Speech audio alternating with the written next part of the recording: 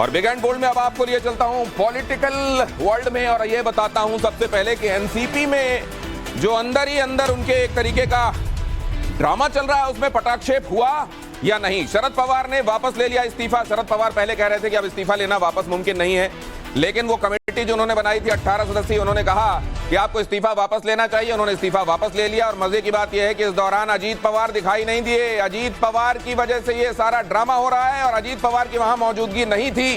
इसका मतलब आने वाले दिनों में भी उठापटक देखने को मिलती रहेगी।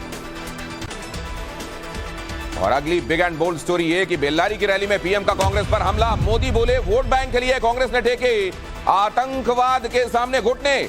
आतंक के माहौल में खत्म हो जाएंगे कर्नाटक के उद्योग और आईटी इंडस्ट्री, बोले कांग्रेस की सरकार यानी 85% कमीशन की सरकार।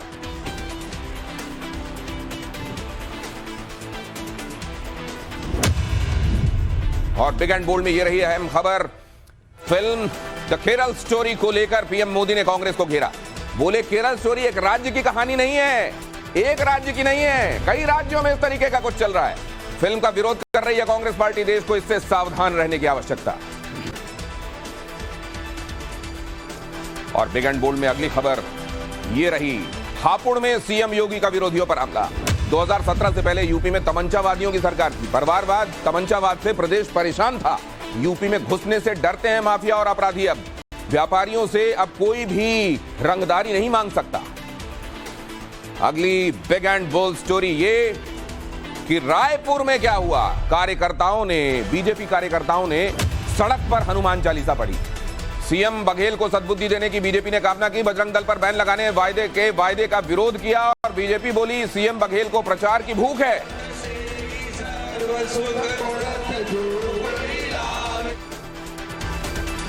और उधर मणिपुर में जो चल रहा है वो इतना सेंसिटिव और इतना गंभीर हो रहा है कि गृहमंत्री ने अपना कर्नाटक दौरा छोड़कर स्थितियों को वहां मॉनिटर करना शुरू किया। ये रही पूरी रिपोर्ट।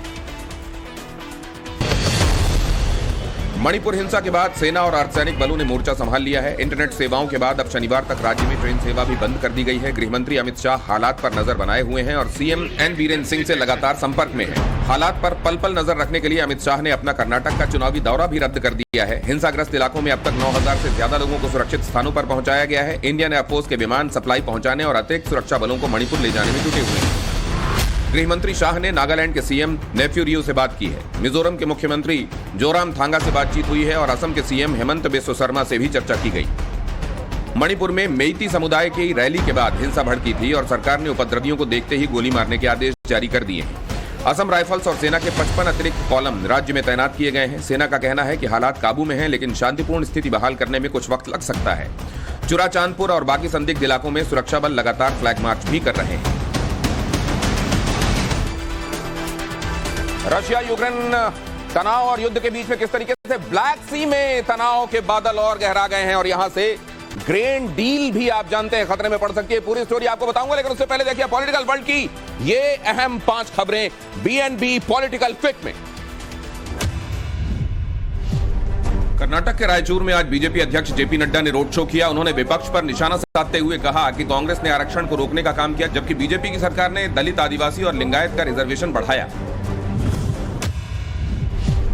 जातीय जनगणना पर पटना हाईकोर्ट की अंतरिम रोक के बाद जेडीयू अध्यक्ष ललन सिंह ने बीजेपी को जिम्मेदार ठहराया है। उन्होंने कहा है कि बीजेपी शुरू से ही पर्दे के पीछे से खेल खेल रही है और वो नहीं चाहती कि बिहार में जातीय जनगणना हो। वहीं नीतीश सरकार की तरफ से पटना हाईकोर्ट में रिव्यू पिटीशन दायर की गई है। हैदराबाद में कांग्रेस कार्यालय के बाहर हनुमान चालीसा का पाठ करने पहुंचे बीजेपी कार्यकर्ताओं को पुलिस ने हिरासत में ले लिया। इस दौरान कांग्रेस दफ्तर के बाहर काफी देर तक हाई वोल्टेज ड्रामा चलता रहा।